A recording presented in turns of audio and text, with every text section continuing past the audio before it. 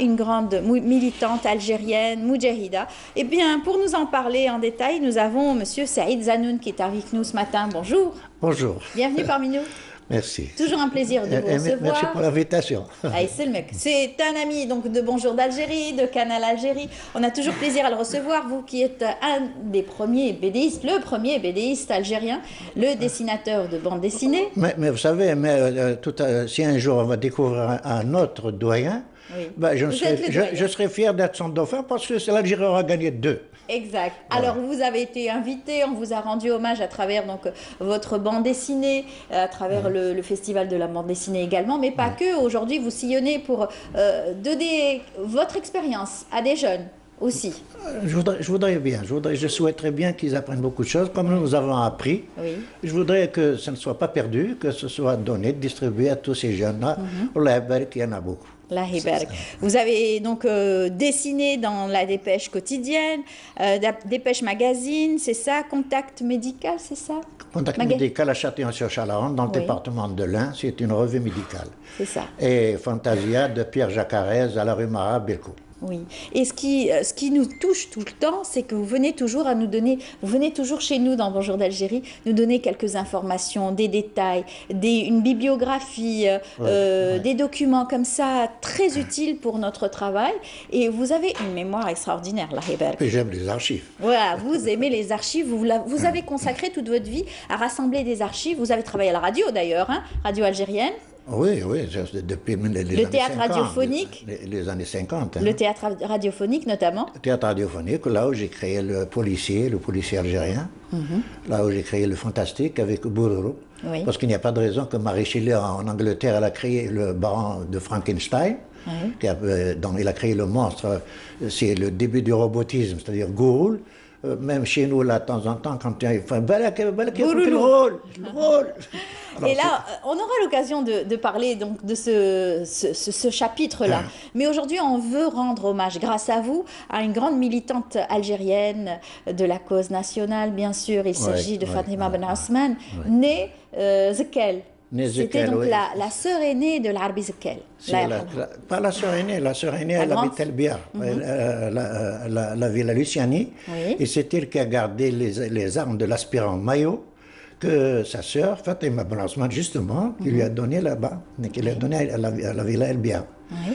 Alors, et Fatima Ben Ousmane, c'est Fatima Zekel. Oui. C'est la fille de Mohamed Zekel. Un militant, lui aussi, il a toujours insufflé ses enfants dans cette cause. Il les a très jeunes, leur a fait prendre conscience de la lutte. Ah oui. D'ailleurs, même quand on parle de 8 mai 45, par exemple. Avant le 8 mai 45, il y avait la naissance du 8 mai 45, c'était le mardi 1er mai 45 à Alger. D'ailleurs, même la rue des Îles, la rue l'Arbi Ben Mehdi, il y a des plaques d'un moment, par exemple, ici, ceux qui sont tombés, qui ont été tués par les tirailleurs de colonialisme français. Et puis beaucoup de blessés, parce qu'à ce moment-là, les gens qui habitaient le 4e étage, 5e étage, etc., ils jetaient des glacières sur les manifestants. Ils ont commencé à manifester à partir du casino pour arriver à la Grand Poste et arriver à la place Bijou, ex-place Bijou, actuelle place Emir Abdelkader. Sont là, les tirailleurs, ils ont tiré dessus. Et il y a eu Belhafaf qui a été tué. Et il y a eu 2 autres aussi, dont les plaques sont portées encore à la rue d'Israël, l'Arbi Ben Mehdi, elles sont portées ici, le martyr. Et puis il ne faut pas oublier qu'il y avait des jeunes français, des jeunes colonialistes, pas encore et ils s'amusaient à jouer parce qu'il y avait les petits cireurs qui se cachaient dans les entrées des immeubles. Et puis ils disaient: oh Polo, attention, il y a un petit roulette là. Alors tu dis: bon, je me le fais. Tu dis: non, on va le jouer au pied au face. Et puis tac, il est à moi. Oui. Alors, tout ça, c'est des souvenirs que vous racontez quelquefois dans vos ouvrages, parce que vous avez réussi à coucher donc toutes ces histoires et ces témoignages à travers vos écrits. Je l'ai écrit parce que je n'ai pas voulu qu'on dise seulement le 8 mai 45, ça s'est passé à Sétif, à la gare de Sétif, un certain mardi. Je dis non, la naissance a commencé ici. Oui. Alors c'est là que et ensuite, arrivé à Sétif, après il y a Kharrata, il y a eu Guelma, puis il y a eu le bateau du Gret-Croix qui a bombardé la Kabylie, il y a eu les Dakota anglais, les Douglas américains qui étaient en stationnement à l'aéroport de Tunis. Je vous avais dit que M. Zanoun avait donc une bonne mémoire et des détails plein la tête.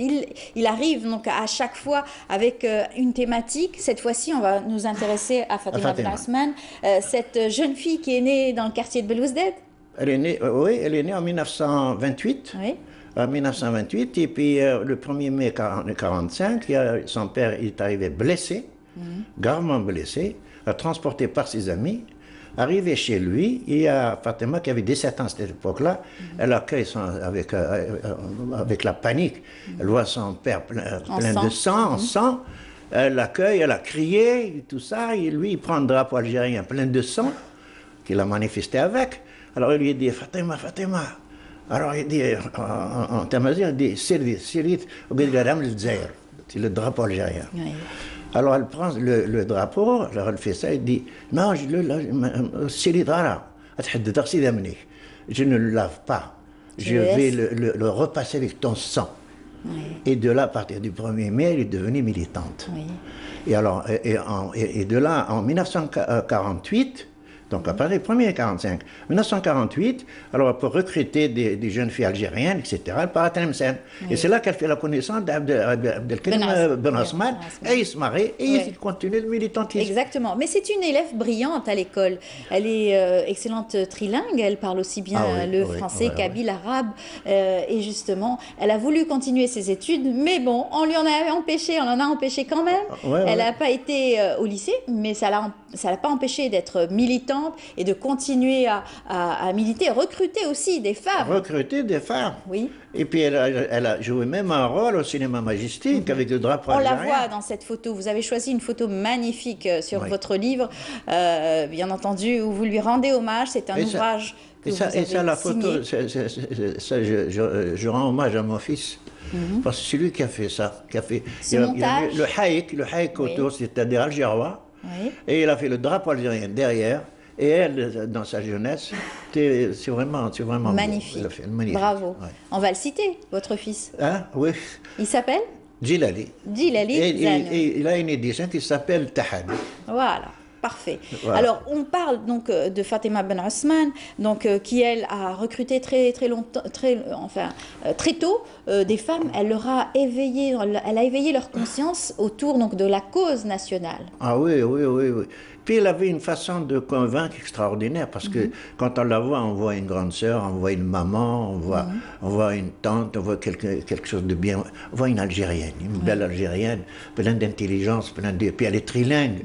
Elle est de Harbil, elle est de Harbil, tout en étant algéroise ici. Oui. Et même dans la comédie, parce qu'elle était journaliste, elle était comédienne. On va y arriver. Elle a fait partie du mouvement MTLD, le FLN, le PPA aussi, qui était aussi un parti par son père, hérité par son père d'ailleurs, et comme son père. Et par la suite, donc, elle a vraiment épousé la cause, le même mois que Abi Mouhidi, Allah yarhamou. Elle a été arrêtée à Dir Saada. Elle a été arrêtée, il y avait même le docteur Bessis, le médecin de la famille. Quand il est arrivé, il y avait les parachutistes qui étaient derrière. Et là, ils ont dit c'est le médecin de la famille, tout ça. Puis il a été torturé à la Villa Sizini. Oui, la Villa Sizini, elle a été drôlement... Elle a été torturée d'une façon atroce. Elle a été torturée par un légionnaire allemand, capitaine Feldmeyer, qui vraiment, elle a fait un mal terrible. D'ailleurs, moi, quand j'ai commencé à écrire son histoire, parce qu'elle m'a demandé, j'allais chez elle à Hidra. Alors, la Rahma, elle me préparait des gâteaux, des tas de trucs. Et en même temps, elle invitait toutes ses copines restantes, qui sont pas mortes, qui n'étaient pas mortes. Elle les invitait à m'aider comme mémoire. Oui. Alors, il y avait une directrice d'école, tout ça. Et puis, à un moment donné, elle me dit, vous voulez que je vous montre? Oui. Alors, à son âge, j'ai montré les blessures qu'elle a eues à la Villa Sizini. Parce qu'elle est tombée dans les fils barbelés. Là, vous savez, elle était vraiment balèfre à l'intérieur. Je dis, ça suffit. Rien qu'avec ce que vous me dites, ça me suffit. Exactement. Alors, c'est terrible. C'est terrible. Elle a souffert parce qu'elle a été incarcérée plusieurs fois, elle a été jugée et ensuite même exilée. Elle a été dans une prison en France. D'ailleurs, moi j'ai essayé de décrire la prison. Alors j'ai fait ça, j'ai dit Fatima, je vais te demander quelque chose. Dans mes écrits, dans l'histoire, tu me racontes de ta vie de militante, les tortures que tu as subies. J'ai dit jusqu'à quel niveau je peux décrire la souffrance, la dureté de cette torture. Un fils me regarde, me dit au-dessus de ton imagination. Oui, c'est très difficile de pouvoir. Alors quand j'ai vu ça, j'ai essayé d'écrire ce que je pouvais et je suis convaincu que je suis arrivé peut-être à peine un petit pourcentage de ce qu'elle a fait. Très courageuse, elle a toujours donc pris à bras-le-corps donc la cause algérienne et bien sûr elle a enrôlé aussi d'autres femmes très tôt. Ça se voyait pas, hein? Oui. Non, on ne voyait pas qu'elle était passionnée. Non, elle était normale, naturelle.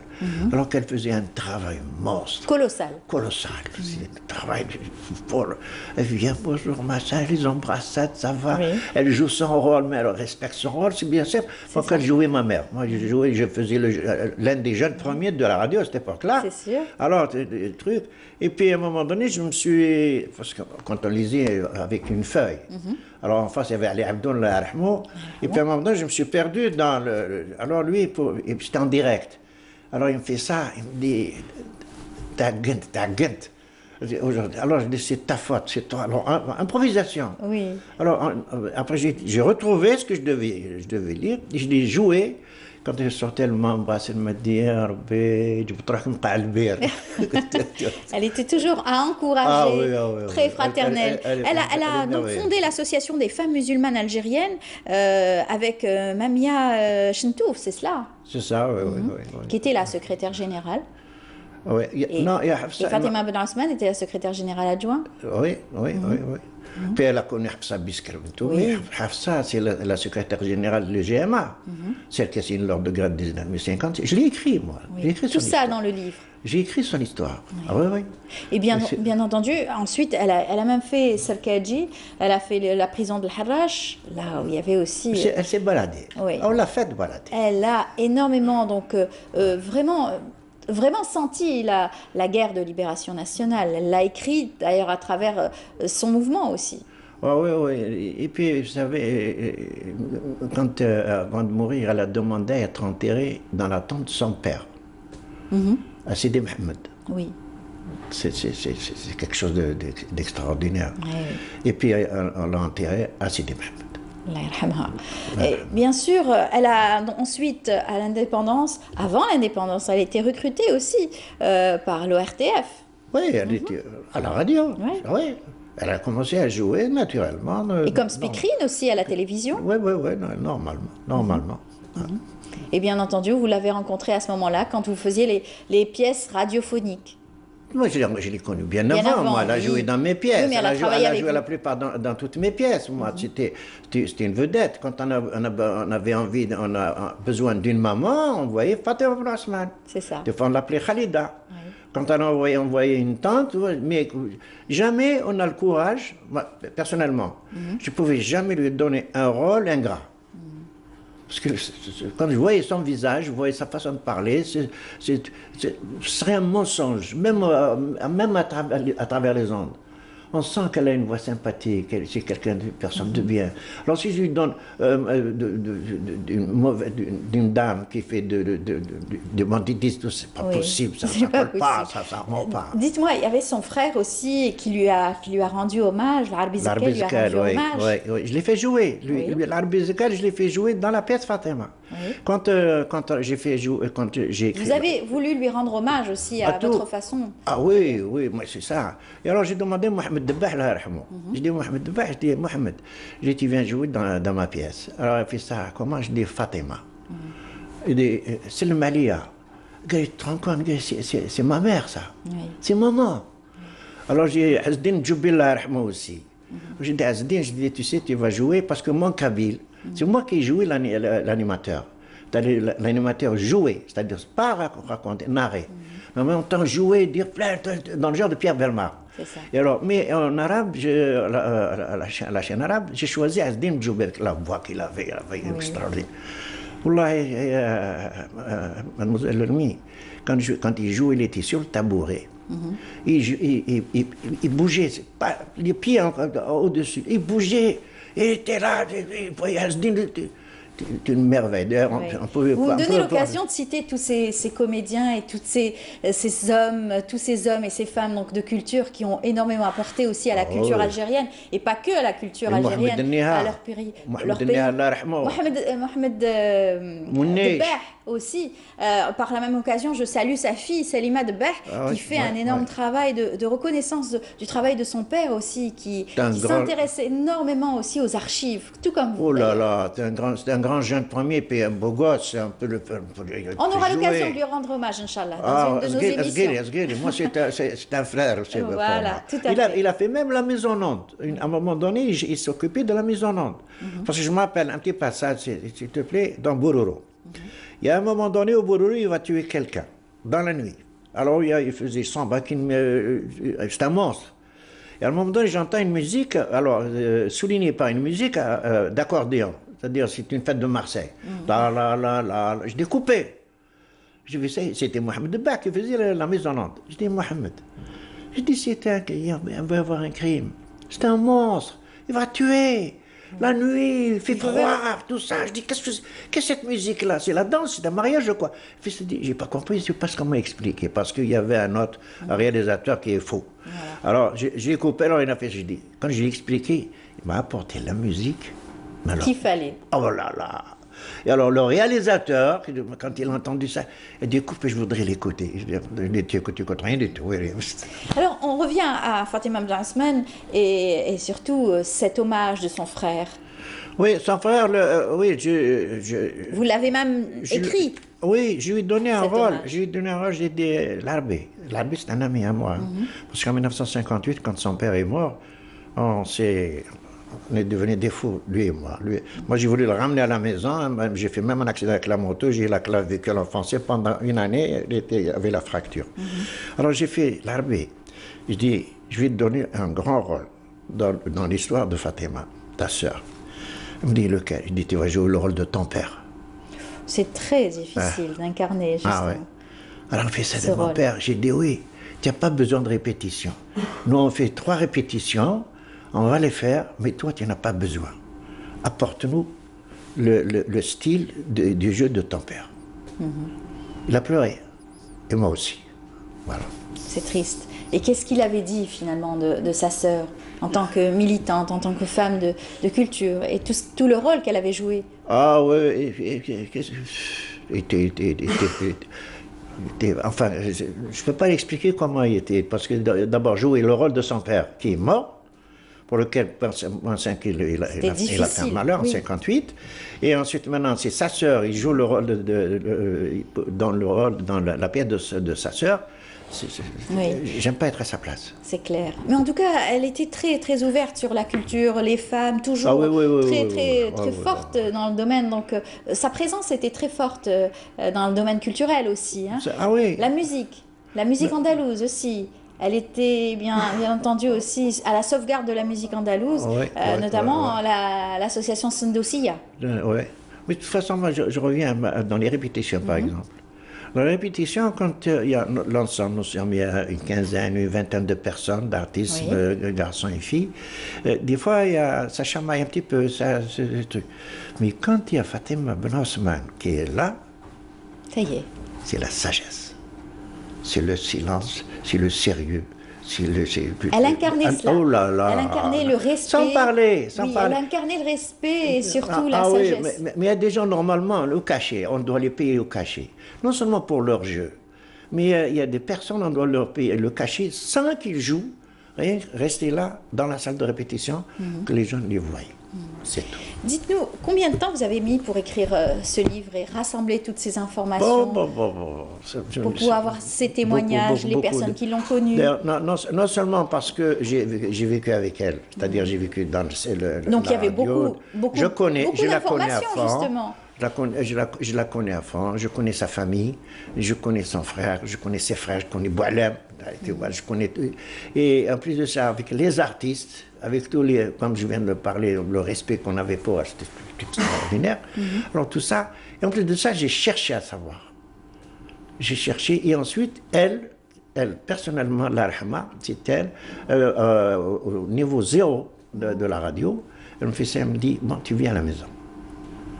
Avec toi, j'ai confiance, parce qu'elle a vu le style, comment j'écris, parce que j'ai écrit la première pièce sur la guerre de libération, avant l'indépendance de la radio, en 1962. Je l'ai faite pour le 6 et le 9 octobre, en 2 parties à la chaîne Tamazirt. Et le 12 octobre 62, j'ai passé à la chaîne arabe pour 106 minutes. Voilà. Alors, quand elle a vu ça, enfin... Elle a aimé? Oui, bien sûr, bien sûr. Et cet ouvrage, on peut le trouver partout? C'est donc aux éditions... Il est fait, pour le moment, il est fait en Tamazirt. Le Tahaddi. Le Tahaddi, puis il y a non, il y a des mots en français là.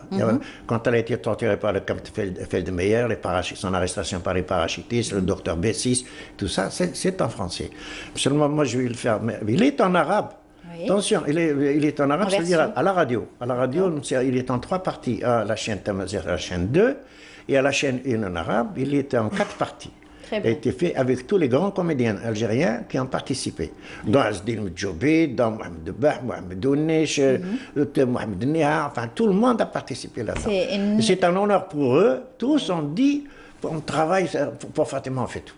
Voilà. C'est clair. C'est des souvenirs poignants aussi pour chacun de vous. Hein, ah oui, moi je le revis. Moi, dans mon bureau à la maison, c'est une bibliothèque. Je revis à chaque fois tous les âges, toutes les époques. Quand je commence à écrire comme ça, je vois mes archives, je vois ça, j'ai dit quand j'avais 20 ans, quand j'avais 17 ans, quand j'avais ceci, quand j'avais cela. Et vous êtes toujours jeune, puisque vous êtes toujours avec nous et avec, bien sûr, toute cette énergie que vous dégagez. On a toujours plaisir à vous recevoir chez nous. Vous nous apportez donc des informations, de la bonne humeur et des thématiques très intéressantes aussi. C'est ça. Mais je voulais parler en parlant des femmes. Cet ouvrage, oui. Parce qu'aujourd'hui, c'est l'occasion pour nous, à travers le parcours de Fatima Ben Ousmane, de rendre hommage à toutes ces femmes algériennes notamment, qui ont milité durant la guerre de libération nationale, qui continuent à travers aussi leur combat pour obtenir leurs droits et s'affirmer dans la société, bien entendu. Et ça, c'est un ouvrage donc, qui retrace un petit peu tous les militants de la région. C'est ça, c'est-à-dire ce que j'ai voulu ressortir, je suis un enfant de la Redoute. Je suis témoin de la Redoute. Je connais ces gens-là. Un petit quartier de la Redoute qui a 3 rues, 4 rues exactement, et quelques petites rues, quelques petites impasses. Là où il y a Didouche Morad, où il y a Didouche Hamid, parce qu'on oublie qu'il y a son frère Didouche Hamid aussi qui a été tué. Alors que voit qu'il y a près de 70 chouhada, je les ai pris avec photo. Oui. Et en même temps, j'ai pris les femmes. Oui, et à l'intérieur. Comme si je les femmes. Voilà. Et il y a 3 femmes là. Oui. Et à l'intérieur. Il y a 3 femmes. Il y a Wahiba Qbaili. Je vais la retrouver. Hein. Allez-y. Là, non. Un peu plus. Allez-y, dites-nous justement ces femmes-là qui ont joué un rôle. En dernier, voilà. On aurait dû mettre un marque-page. Hein. Alors, il y a Wahiba Qbaili, enfin, oui. Vous l'avez trouvé là? Là, voilà. Voilà. Et 3. Voilà, c'est 3 femmes. 3 militantes. Oui. Allah yarhamhum. Il y a Wahiba Qbaili, il y a l'une d'elles, vous savez, elle était pendant la grève du mois la grève des 8 jours. Elle est partie au maquis. Elle a voulu traverser l'Ouarsonès. Quand elle a voulu traverser avec un paquet de drapeaux algériens, en courant, elle a été mitraillée. Et quand elle est tombée, elle s'est enveloppée dans le drapeau algérien. Oui. Alors, elle était celte. Oui. Et toute jeune. Et puis, ils sont cultivés. Oui. Et grâce à vous, donc, à travers donc, vos photos et surtout ce témoignage que vous nous avez apporté ce matin, on lui rend hommage. Et on rend hommage à toutes ces militantes algériennes. Voilà. Voilà. Et puis j'ai pris tous les noms là avec leurs photos, leur date de naissance, leur date de décès, parce que c'est très important, la mémoire, c'est très important, surtout les hommages que vous rendez et ce travail d'archives qui n'est pas facile, ce travail d'archives. Parce que j'aime pas qu'on dise il y a ça, je voudrais moi avec preuve, avec documents, le voilà, les photos. Vous avez d'ailleurs toujours été engagé vous-même, hein, on en parlera à d'autres occasions, parce que là aujourd'hui on rend hommage à Fatima Ben Osman et bien d'autres dames, mais vous qui avez donc toujours travaillé à la radio, faire des pièces théâtrales, écrire des pièces théâtrales, vous avez votre première pièce théâtrale, vous n'avez pas perçu votre cachet, vous l'avez offert carrément au Croissant Rouge. Voilà, il y a la première fois déjà, le décembre 62, j'étais à la pharmacie. Non, pas une pièce, j'étais à la pharmacie. À la pharmacie, il y avait tous les délégués médicaux français qui sont partis. Il y avait le local, il y avait le Ralul, il y avait le Stralem, tout ça, ils sont partis. Donc, ils ont laissé les échantillons médicaux qui sont le même modèle de vente, donc pénicilline, antibiotiques dans le boîte à Sarvac. Et il y avait, dans l'attente, alors le patron, dans l'attente d'avoir encore de nouveaux délégués médicaux, pour donner ça, j'ai dit non. J'ai pris tout le lot, 2 estafettes, et je les ai donnés au Croissant Rouge algérien qui était boulevard Mamdoukhams. J'ai dit, comme ça, rien du tout, allez, qui servent à quelque chose. C'est pas la peine, dans les autres, ils n'ont qu'à avoir de nouveaux échantillons, de nouveaux trucs. Comme j'ai donné dans le maquis de Msila aussi, je l'ai alimenté en médicaments aussi, hein, pendant la Révolution. Et alors, il y a la pièce, la Tergonde de Hassan Dilsnab. Il faisait 57 minutes. À cette époque-là, on nous payait 10 000 minutes. Alors, ce qui fait 570 000. 570 000, quand il y avait Zora, en 81, quand Zora Abdallah était le directeur de la chaîne 2, il m'a donné la convention, j'ai dit oui, alors je suis signé Saïd Zanon, auteur de la pièce X, me désister de cette somme de machin au profit des sinistres de l'Islam. J'ai dit, ni je les vois, ni j'y pense à la dépenser, ni rien du tout. C'est vraiment très... il s'est avéré une fois... Un engagement profond, en tout cas, de votre part. Et en 1988, il y a Bourara, directeur de la chaîne arabe. Il fait ça, il y avait à l'occasion des échanges culturels entre la Libye et l'Algérie. Alors il a dit, quelle est la pièce? Il y a 3 pièces à moi que j'ai écrites. Le soldat algérien, il y a le Norofidala, le Finga, il y a 3 pièces. Ils ont représenté l'ambassadrice de la machin Algérie en Libye. Seulement, voilà, je lui ai dit au ministère Asdi Meoubi, j'ai dit, voilà, on les a choisis pour représenter en tant qu'ambassadrice l'Algérie en Libye. J'ai dit, mais au lieu de m'envoyer, moi, le père de ces pièces, on a envoyé quelqu'un d'autre me représenter ce jour-là. C'est dommage. J'étais vraiment malheureux. Voilà, mais en tout cas, aujourd'hui, vous avez rétabli la vérité. Merci beaucoup, M. Zanoun, pour ce bel hommage, ces témoignages. Et on aura l'occasion de vous recevoir pour d'autres témoignages et surtout... Inch'Allah. Merci beaucoup, M. Zanoun.